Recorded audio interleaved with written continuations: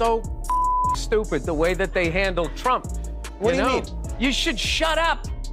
He's a narcissist. It almost feels like everyone's turning Jimmy Kimmel into the punchline of his own show, and honestly, it's pretty entertaining. His closest buddies keep roasting him so often that you start to wonder if he has any real allies left in the industry.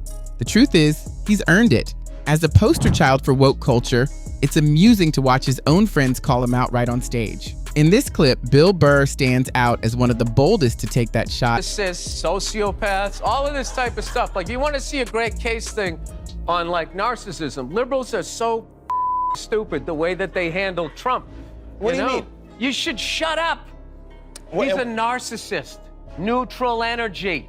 Yeah. You think he'd go away? If you know what I think he was? I think he was a one-hit wonder. Right? He wrote The Twist, and then that was it. He was on the casino circuit, and then you idiot liberals wrote him Twist again when you indicted him. And now he's a martyr. And now he's coming back, Jimmy. The peppermint twist is back. Coming back. I don't think Bill Burr is secretly a conservative or hiding Trump support. He's open about being firmly on the left. But here's the catch. Even diehard progressives sometimes have to face an uncomfortable truth. Burr pointed out something many would rather ignore. Democrats blew Trump way out of proportion. Their nonstop obsession with tearing him down backfired. In their desperation to block his political future, they threw everything at him, hoping at least one charge or scandal would stick. But every attempt fell flat. Instead, each investigation, headline, and indictment only boosted his profile.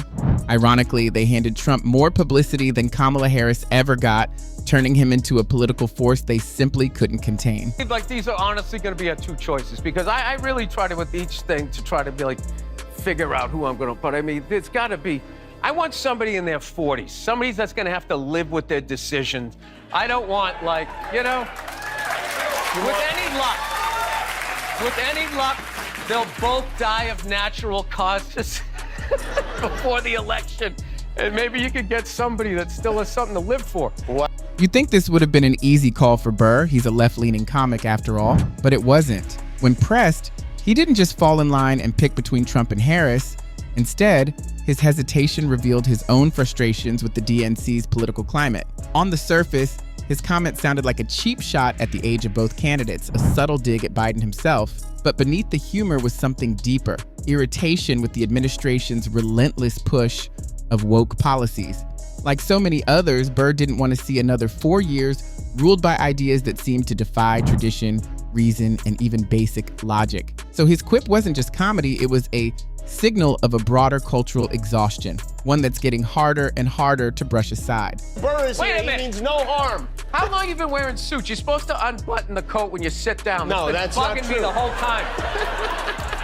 All right, I'll unbutton everything. More with Bill Burr after this. We'll be right back. You could practically see Jimmy Kimmel squirming as Bill Burr started tossing truth grenades straight into the Hollywood bubble. The tension was written all over his faded beard. He looked desperate for a commercial break, fiddling with his suit jacket like it might save him. Kimmel had clearly expected Burr to play along, joining the usual safe chorus of late-night Trump critics. Instead, Burr flipped the script and fired those same shots right back. His blunt, unapologetic remarks didn't just step outside the storyline, they tore it apart. That's why Kimmel looked rattled. He thought he had an ally sitting next to him. Instead, he got a comic who had no problem mocking the very machine Kimmel profits from. Burr redirected the whole exchange, leaving Kimmel stuck in the exact uncomfortable spot he was trying so hard to avoid. Complaining about cancel culture, the current administration has taken it to a new and dangerous level by routinely threatening regulatory action against media companies unless they muzzle or fire reporters and commentators that it doesn't like. He went on to say this is precisely the kind of government coercion that the First Amendment was designed to prevent, and media companies need to start standing up rather than capitulating to. Either way, Kimmel's run at ABC came to an end.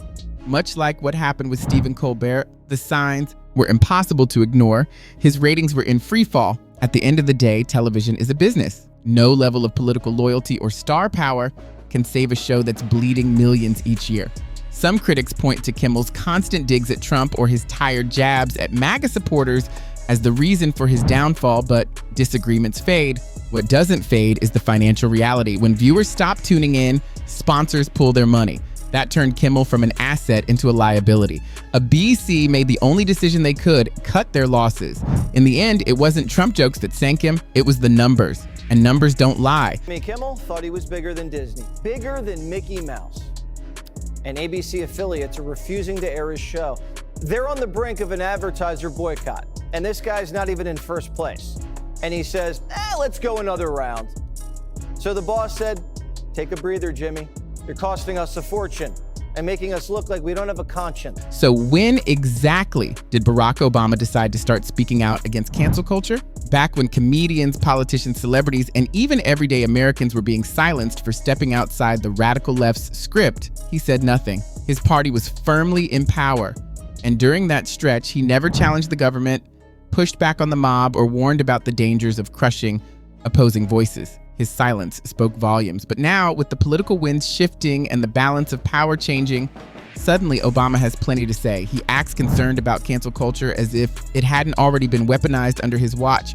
The timing couldn't be more telling or more convenient. He's only against it now that it's no longer serving his interests. Not about free speech. This is about the free market. On free speech, Jimmy Kimmel isn't losing his ability to speak out and say whatever the heck he wants. He could run the Substack just like his friends Don Lemon, Jim Acosta, Joy Reid, Chuck Todd, and say whatever's on his mind there. The difference is he's not going to get paid $15, $16 million a year from Disney and ABC to do it. I mean, here's the thing. This was a last straw moment for Disney, ABC, the affiliates Nexstar, and Sinclair. By this point, audiences were exhausted with Jimmy Kimmel's tired, flat jabs at MAGA. What once passed for comedy had morphed into a nightly rant against Donald Trump and his supporters. And it wasn't just jokes anymore. His approach managed to drive away half the country. What used to be late-night fun slowly turned into political scolding, and viewers left in droves. But his latest remarks were something different altogether. This wasn't just another recycled Trump punchline. Kimmel had wandered into territory that was hard to dismiss, and even harder for his loyal fans to defend. The line between sharp comedy and damaging rhetoric vanished. This time, Kimmel had gone too far. On this point, I have to agree with Concha. Jimmy Kimmel simply wasn't bringing in enough profit to justify ABC's hefty investment. Like many other late-night hosts, he went all in on politics, turning what should have been comedy into weekly sermons against Trump and the MAGA crowd. But here's the problem. When you openly insult millions of Americans, you shut the door on a massive chunk of potential viewers. And once they're gone, no punchline is strong enough to bring them back. That leaves only a shrinking pool of loyalists, the same audience every politically driven comedian is already scrambling to hold on to.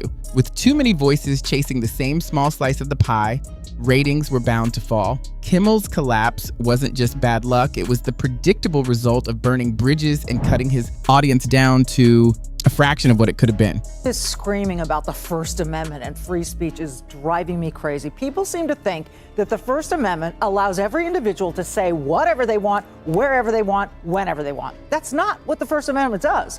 What the First Amendment does is provides that Congress can make no law to prohibit you from speaking. It does not say that you can't get fired for saying some stupid stuff. Right? It does not say that. And so Jimmy Kimmel, as you've said, has not been silenced. This is not chill. This woman completely tears apart the flimsy arguments used by Trump's critics and exposes just how weak they really are. One of the biggest misconceptions they lean on is the First Amendment. Too often it gets tossed around without anyone truly understanding what it protects. The truth is simple. The First Amendment stops the government from restricting free speech. It has nothing to do with what private companies, sponsors, or networks decide. Employers absolutely have the right to step in if they believe an employee's words or actions are damaging the brand. That isn't censorship, it's business. And that's exactly where Jimmy Kimmel's defenders go wrong. Citing the First Amendment in his case is not just irrelevant, it's useless. The government didn't silence him. The very industry that once elevated him simply held him accountable. At the end of the day, if you can't deliver respect, revenue, or ratings, the network has every right to cut ties. That's not unfair. That's how the entertainment business works. Kimmel's downfall wasn't caused by one bad joke, one offhand political remark, or a single scandal. It was the cumulative effect of years of alienating half the nation, draining the humor from his show, and leaning too heavily on woke politics. What used to be late-night comedy became little more than political lectures, and audiences walked away. Ratings collapsed, advertisers followed, and ABC realized he was no longer profitable. It doesn't matter whether Bill Burr exposed him on stage, critics dissected his failures, or viewers just tuned out, the outcome is the same. Kimmel's time is up. Hollywood has already moved on without him, and the odds of a comeback are slim to none. This wraps up today's video. If you enjoyed it, hit like and subscribe, and don't forget to turn on notifications so you never miss an update.